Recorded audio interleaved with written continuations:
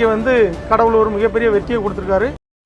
தமிழ்நாடு மட்டுமல்லாது இந்தியாவையே கதிகலங்க வைத்த சாத்தான்குளம் சம்பவமான ஜெயராஜ் பெனிக்ஸ் அவர்களின் கொலை சம்பவத்தின் வழக்கு 5 ஆண்டுகளாக நடைபெற்று வந்த சூழ்நிலையில் கொலை வழக்கில் சம்பந்தப்பட்ட அனைவரையும் குற்றவாளிகள் என்று மதுரை நீதிமன்றம் தீர்ப்பளித்தது. இந்நிலையில் தீர்ப்பு வெளியான சூழ்நிலையில் செய்தியாளர்களை சந்தித்த வழக்கறிஞர் அவர்கள் இது கடவுள் தந்த மிகப்பெரிய வெற்றி என்று கூறி இந்த வழக்கு சம்பந்தமான தகவல்களை எடுத்துரைக்கும் இந்த காட்சிகள் தற்பொழுது சமூக வலைத்தில் பரவி வைரலாகி வருகிறது. இதில் வந்து நிறைய விஷயங்களை நீதிபதி சுட்டி காட்டியிருக்காங்க. அந்த பிளட் ஸ்டெயின் வந்து ரத்தம் வந்து ஒரு லத்தியில் இருந்தது, அதை வந்து டிஎன்ஏல மேட்ச் ஆகிருக்குன்னு சொல்லியிருக்காங்க. மற்ற கம்புகளில் இல்லை அப்படின்னு சொல்லி எதிரி தரப்புகளில் வந்து வாதாடும்போது அது தேவையில்லைன்னு சொல்லி அதுக்கான நிறைய வழக்கின் முன் உதாரணங்களை நீதிபதிகள் எடுத்து வச்சாங்க. எனவே அதை ஏற்றுக்கொள்ள முடியாது. ஒரு லத்தியில் ரத்தம் இருந்தாலும் அது மேட்ச் ஆகிருக்கும் போது அது வந்து அவர்கள் அடித்ததுனால தான் அது நடந்திருக்குன்னு. ரெண்டாவது, அங்கேருந்து அவர்கள் வந்து கோயில்பட்டி கிளை சிறைக்கு ஒரு தனியார் வாகனத்தில் கொண்டு சென்றிருக்கின்றார்கள். காவல்துறை வாகனத்தில் கொண்டு செல்லாமல் அந்த தனியார் வாகனத்தினுடைய சீட்டெல்லாம் ரத்தம் பிளட் ஸ்டெயின்லாம் எடுத்து மாதிரி எடுக்கப்பட்டிருக்கிறது. சிபிஐ மொத்தத்தில் இந்த சிபிஐ வந்து இந்த வழக்கை மிக நேர்மையாகவும் திறமையாகவும் அந்த வழக்கை கொண்டு போனாங்க. அதனால தான் இந்த வழக்கிற்கு ஒரு முழுமையான ஒரு வெற்றி கிடைத்திருக்கு. காலம் நீண்ட காலமாக இருந்தாலும் நேர்மையான ஒரு சரியான சாட்சிகள் மூலம் இந்த வழக்கு நிரூபிக்கப்பட்டிருக்கிறது என்பதை நீதிபதி சிசிடிவி ஃபுட்டேஜ் ஒவ்வொரு இடமா எல்லாத்தையுமே சொன்னாங்க. எந்தெந்த இடத்துலலாம் வந்து இது வந்து அவங்கள டினை பண்ணி சொல்லிட்டே வந்தாங்க. நன்றி எல்லாருக்கும். மத்திய மாநில அரசுகள் இவரை பற்றி இந்த அக்யூஸ்டை பற்றி அறிக்கை தாக்கல் பண்ணணும். அதுபோல் நன்னடத்தை அலுவலர் அவர் வந்து இவங்களை பற்றி ஒரு அறிக்கை தாக்கல் செய்ய வேண்டும். இவருடைய மனநலம் சார்ந்த சோதனை நடத்தப்பட்டு இவர்கள் அக்யூஸ்டுகளுடைய மனநிலைமை குறித்து ஒரு அறிக்கை தாக்கல் செய்யப்பட வேண்டும் என்று சொல்லியிருக்காங்க. எல்லாருடைய தண்டனைகளும் நாங்கள் விரிவாக அறிவிப்பேன்னு சொல்லியிருக்காங்க. பெனால்ட்டி அவங்களுக்கு பெனால்ட்டி போடுறதுக்கு அவங்களுடைய சொத்து மதிப்பு, அவங்களுடைய கடைசியாக வாங்கின சம்பளத்தினுடைய அந்த சான்றிதழ்களை மாநில அரசு சமர்ப்பிக்கணும்னு சொல்லியிருக்காங்க. சார் இரவு 8 மணிலேருந்து அதிகாலை 3 மணி வரைக்கும் தொடர்ந்து தாக்குனாங்க. அவங்க திருந்தலுக்கான வாய்ப்பெல்லாம் கிடைச்சா அவங்க திருந்தலை அவங்க அப்படின்றதெல்லாம் சொல்லியிருந்தாங்களா? அதை கொஞ்சம் விவரமாக சொல்லுங்கள். ஆக்சுவலாக வந்து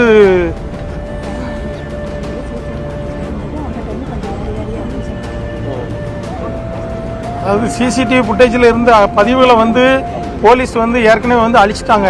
அதை ரெக்கவரி சாஃப்ட்வேர் போட்டு தான் வந்து எடுத்திருக்காங்க. அதில் வந்து அந்த ஹாஸ்பிட்டலில் வந்து அந்த போலீஸ் ஸ்டேஷனில் உள்ள ரத்த கரைகள்லாம் அழிக்கப்பட்டிருக்கு, கழுவப்பட்டிருக்கெல்லாம் இருக்குது. நீதிபதி அவர்கள் வந்து அந்த டைமிங் வந்து பார்க்கும்போது கொஞ்சம் வேரியேஷன் இருக்குது, அந்த சன்லைட்டோட வேரியேஷன் இருக்குதுன்னு சொன்னாங்க. ஆனால் ஆக்சுவலாக வந்து ஈவினிங்லேருந்தே அவங்க காலையில் வரைக்கும் தாக்கப்பட்டிருக்காங்க. சார் இப்போ இதில் குற்றம் சாட்டப்பட்ட 9 பேருமே குற்றவாளிகள் இருக்காங்களா? இல்லை 9 பேரும் குற்றவாளிகள். கடந்த 2020 வருஷம் கோவிட் டைம்ல போலீஸாரால எங்க அப்பாவை விசாரணைங்கிற பேர்ல அழைச்சிட்டு போய் அடிச்சு எங்க அப்பாவையும் என் தம்பியும் படுகொலை செய்யப்பட்டு இன்னைக்கு 5.25 வருஷம் ஆயிடுச்சு. நான் அவங்களுடைய மூத்த மகள் பெர்சிஸ், எங்க அம்மா. நாங்க வந்து இன்னைக்கு வந்து நீதிபதி அவங்க வந்து அவரை வந்து இன்னைக்கு அந்த 9-10 பேரும் அடிச்சதுனாலதான் எங்க அப்பாவுக்கும் என் தம்பிக்கும் மரணம் ஏற்பட்டிருக்குன்னு சொல்லி இன்னைக்கு தீர்ப்பு சொல்லியிருக்காங்க. தண்டனை விவரத்தை 30ஆம் தேதி சொல்வேன்னு சொல்லியிருக்காங்க. நாங்க இந்த 5.25 வருஷம் இந்த ஒரு நாளுக்காக தான் நாங்க இவ்வளவு தூரம் அலைஞ்சோம். எங்களுக்கான நீதி கிடைச்சிருக்குன்னு நினைக்கிறோம். இதே போல என்ன தண்டனைங்கிறது 30ஆம் தேதி சொல்வாங்க. நாங்க நீதிபதியை நம்புறோம், நீதிமன்றங்களை நம்புறோம். எங்களுக்கான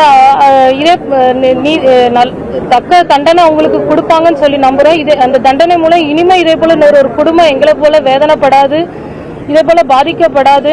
இப்படி செய்யறதுக்கு அந்த அதிகாரிகளும் பயப்படுவாங்கன்னு சொல்லி நாங்க நம்புறோம்.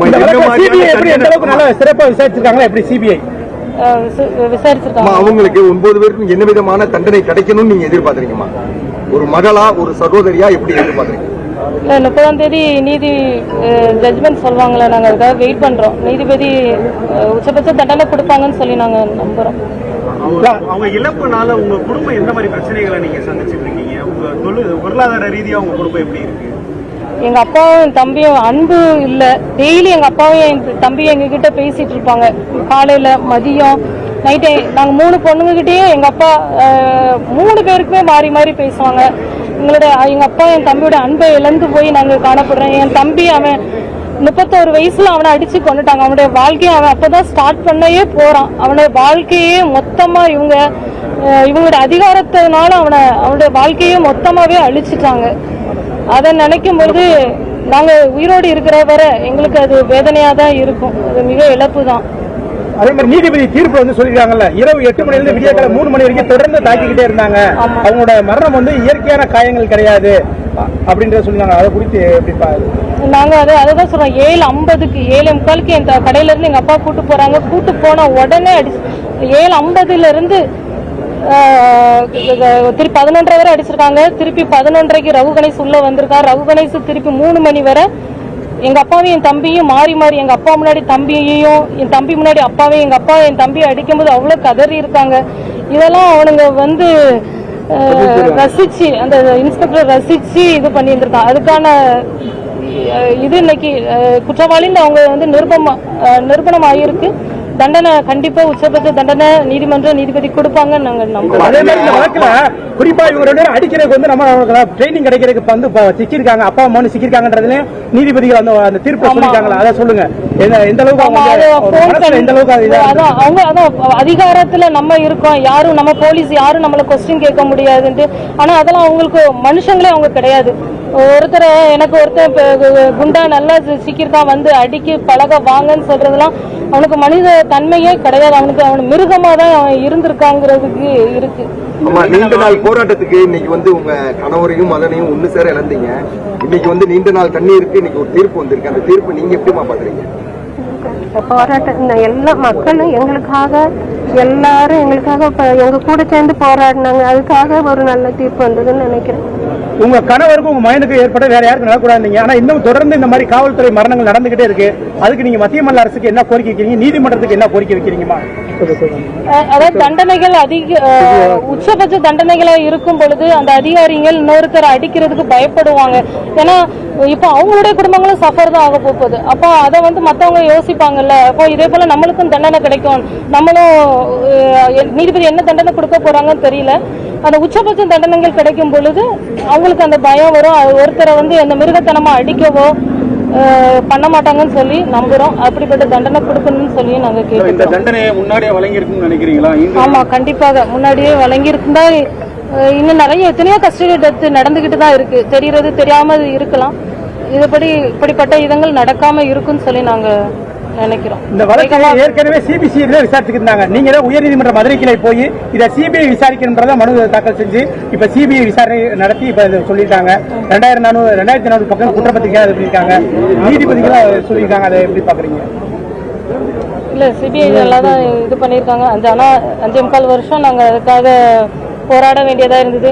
எங்களோட எல்லா மக்களும், நாங்க மட்டும் இல்ல, இந்த தமிழ்நாட்டில் உள்ள எல்லா பொதுமக்கள், ஏதாவது எங்க வீட்டுல உள்ள இழப்புன்னு மாதிரி அவங்க நினைக்கல. யாரோ ஒருத்தவங்களுக்கு இல்ல, ஒவ்வொருத்தருமே அவங்க வீட்டுல இழந்த மாதிரி அவ்வளோ அழுதுருக்காங்க எல்லாருமே. அந்த வீடியோவோ என் தம்பியோட எங்க அப்பாவோட வீடியோ பார்த்து அழாதவங்க யாருமே இல்லை. அந்த இது எல்லாருடைய உணர்வுகள் போராட்டங்கள் வந்து தீர்ப்பா வெளிப்பட்டிருக்கு. 5 ஆண்டுகள் உங்களுக்கு அழுத்தம் மிரட்டல் அப்படி எதுவும் வந்து இல்ல, அப்படிலாம் அதுல முக்கியமா பெண்ணிக்ஸ வந்து ஒரு இரவுல 200 முறை பின்பக்கமா தாக்கின நீதிபதி குறிப்பிட்டிருக்காங்க. அவங்க வந்து உறவினர் சொல்ல இந்த அளவுக்கு கொடூரமா தாக்குறதுக்கு ஏதாவது முன்விரோதமா அந்த மாதிரி அப்படிலாம் எதுவுமே இல்லை. எங்க அப்பாவும் என் தம்பி எந்த குற்றமே செய்யல. எங்க அப்பாவை விசாரணை கூட்டு போனா விசாரிக்கிறவங்க எப்படி விசாரிக்கணும்? கூட்டு போன உடனே அடிச்சதுனாலதான் இப்போ ஒரு தகப்பனை வந்து மகன் முன்னாடி அடிக்கும் போது நம்ம கேட்க மாட்டோமா? எங்க அப்பாவும் எந்த தப்பும் செய்யல. அப்ப கேட்கறதுல நம்மளுக்கான உரிமை தானே அது. அதான் அவங்க அதிகாரத்துல இருக்கோம், போலீஸை எடுத்து பேசுவியா அப்படிங்கிற ஒரு காரணத்துக்காகவே பாலகிருஷ்ணன்லாம் நீ அடிக்கும் போது சொல்லி அடிச்சிருக்கான். நீ செத்தா சாவு, நான் வெளியே வந்துருவேன் அப்படிங்கிற வார்த்தையெல்லாம் அவன் சொல்லியிருக்கான். இன்னொருத்தர் சொன்ன மாதிரி ஒருத்தர் நல்லா ஃப்ரெஷ் பீஸா கிடைச்சிருக்கான், அடிச்சு பழகலாம் வாங்க. அப்போ இவங்களுடைய மனநிலைமை எவ்வளவு ஒரு கொடூரமான மனநிலைமை. தனக்கும் தன மனைவி பிள்ளைங்க இருக்காங்களா, அதே போலதானே அடுத்தவங்களுக்குங்கிற எண்ணங்கள் இவங்களுக்கு கிடையாது. கொடூர மனமே மொத்தமா கொடூரமா வந்து அந்த மனித தன்மையே இல்லை அவங்கள்ட்ட. எல்லாருக்குமே ரொம்ப நன்றி. ஏன்னா நீங்க எல்லாருடைய சப்போர்ட் தான். மீடியா, பத்திரிகையாளர்கள், நிறைய அமைப்புகள், எல்லா சமுதாய அமைப்பு, சோசியல் எல்லாருமே எங்களுக்கு சப்போர்ட் பண்ணதுனாலதான் இவ்வளவு தூரம் நம்மளுக்கு நீதி கிடைச்சிருக்கு நம்புறோம். இதே போன்ற தகவல்களை நீங்கள் தொடர்ந்து பெறுவதற்கு இந்த சேனலை தொடர்ந்து பாருங்கள், சப்ஸ்கிரைப் செய்து கொள்ளுங்கள். உலகெங்கிலும் நடக்கும் கிறிஸ்தவ நிகழ்வுகளை நீங்கள் தெரிந்து கொள்வதற்கு இந்த சேனல் ஏதுவாக இருக்கும். தேவன் தான் உங்களை ஆசீர்வதிப்பாராக. ஆமென்.